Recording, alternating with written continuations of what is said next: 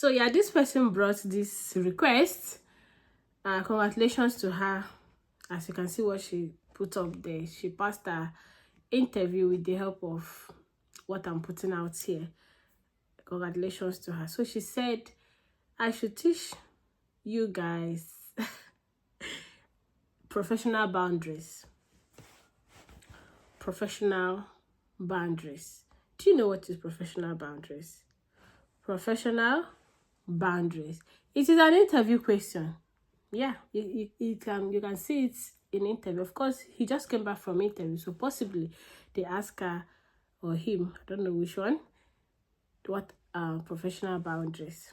So yeah, professional boundaries are limits. They are limits.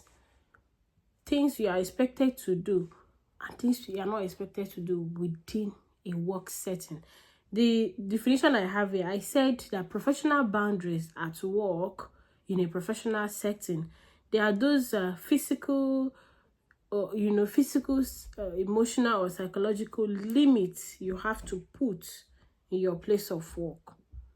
There are some boundaries or some limits you are not supposed to cross in the place of work. I don't know if you understand what I'm saying. Like in your place of work, at home, you are free to dress anyhow you want, right? But at work, you're not free to dress anyhow you want. You put on your uniform. At home, you speak to your siblings or your parents the way you both understand yourself. But at home, at work, you don't do that. You have limits. At home, you can kiss your sibling, right? But at work, you don't kiss anybody. At home, you can, jokingly, you can say to any of your siblings, oh, get out. Just leave me alone. Make I go rest. But at work, you can't do that. You can say maybe, excuse me, you be professional. Are you getting where I'm going to? So professional boundaries are those physical, emotional, psychological, whatever you can think of boundaries, limits. They are the appropriate behavior, the way you must behave at work. Yeah, that is what professional boundaries means.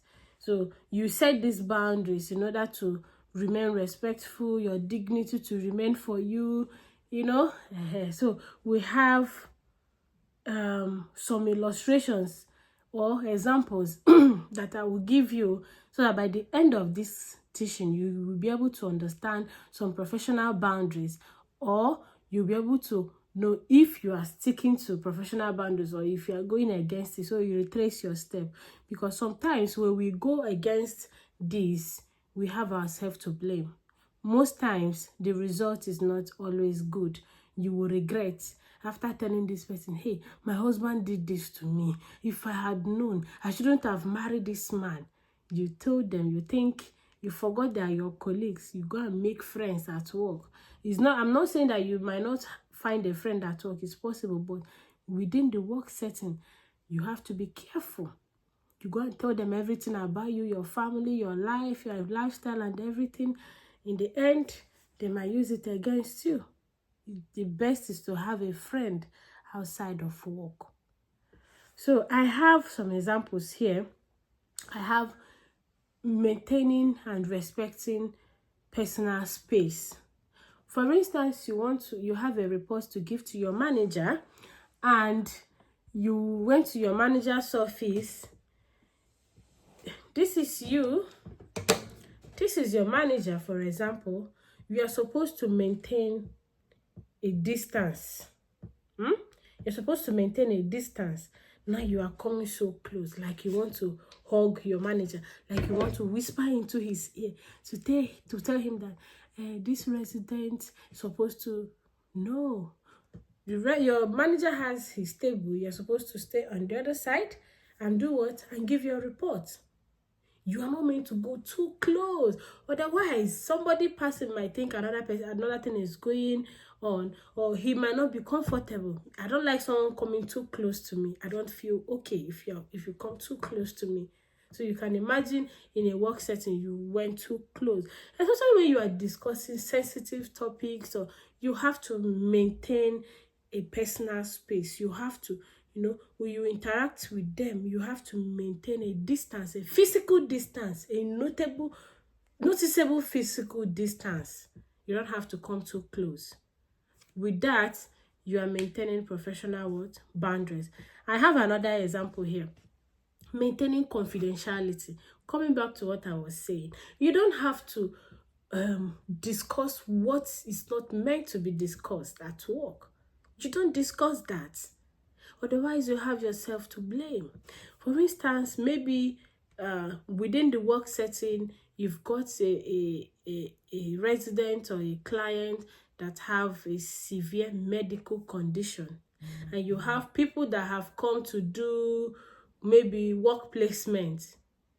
You now take their health condition to discuss with somebody that have come for work placement. They don't have to have the information, so you don't have to discuss it. When you discuss it, they don't have the right training. There's every chances they go outside to talk about it.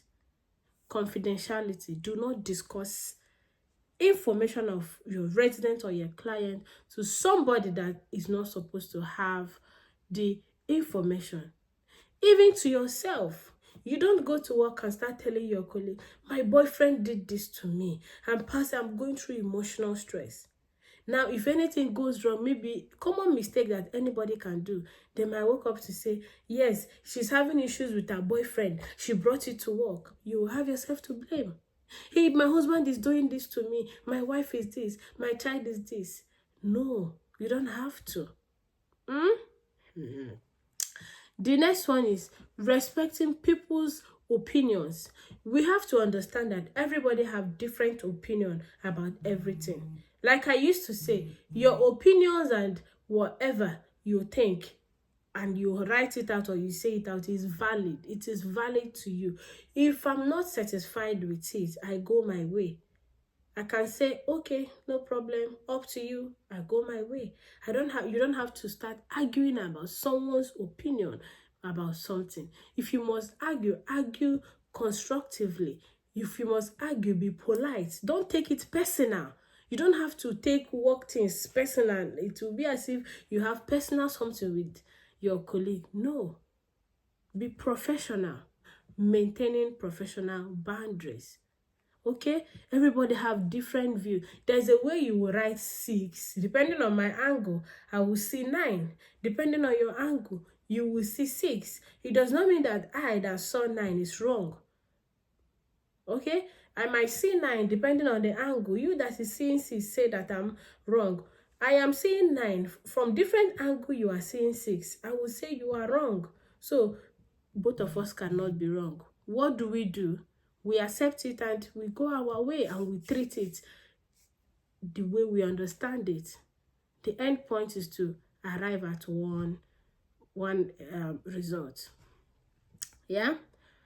So be careful the way you understand people's opinion so it doesn't go into physical attack and all that. So another one I have here is avoiding favoritism.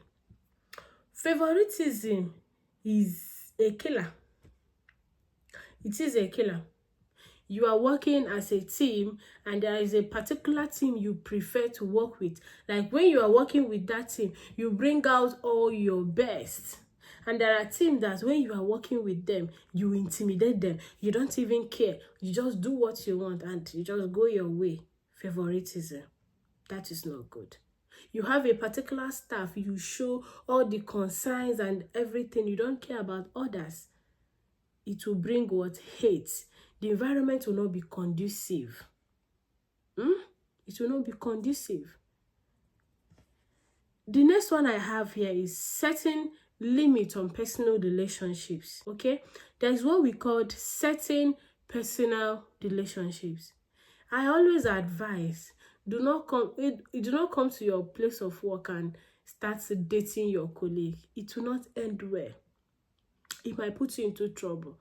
Most times it doesn't end well. Although there are exceptions, but it's not good. Do it outside work. Don't bring it to your place of work. Don't come to your place of work and start doing boyfriend and girlfriend. start doing husband and wife. The job will not be done. Okay, so it is good to keep your personal relationship separate from the professional one. This will it will help both parties and the team and everybody to arrive at one point, which is getting the job done. But when you bring your personal relationship at work, now instead of you to have time to do your job, you now have time to discuss, to chat, to do a lot of things, and you know what is involved. So take it away from work. By so doing, you are maintaining what is called professional boundaries.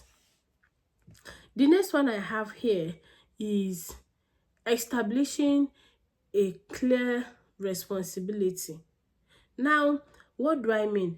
Ensuring that your job role is well defined. Ensuring that what you are asked to do is well defined, and not, mixing it together. What you are meant to do, you mix it with what you are not meant to do. Just like, for instance, you have Mr. A is Mr. Patrick, Mr. B is Mr. Okeke. Now, you as a female carer, you have relationship with Mr. Okeke, and you are meant to wash a resident. Because you have something with Mr. Okeke, you now want to go and do it. You want to go and do the whole stuff on your own, so that Mr. Okeke can sit down and rest. Whereas the care plan of that person you want to attend alone says you have to be two. Because you have relationship with Mr. Okeke, you don't say, oh, no problem, go and rest, I will do it. Just keep an eye and make sure nobody is coming. No. Make sure it is defined. It is double, it is double. You have to get up, go and do it. This is workplace. The next one is using appropriate communication. Use of appropriate communication, use of right words.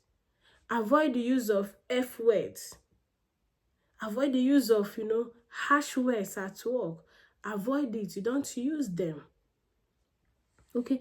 Avoid gossip, using offensive language, avoid them. By so doing, you are maintaining professional boundaries. I hope this video helps you to understand what professional boundaries is and ways to maintain it, and how or what not to do so you don't cross the line.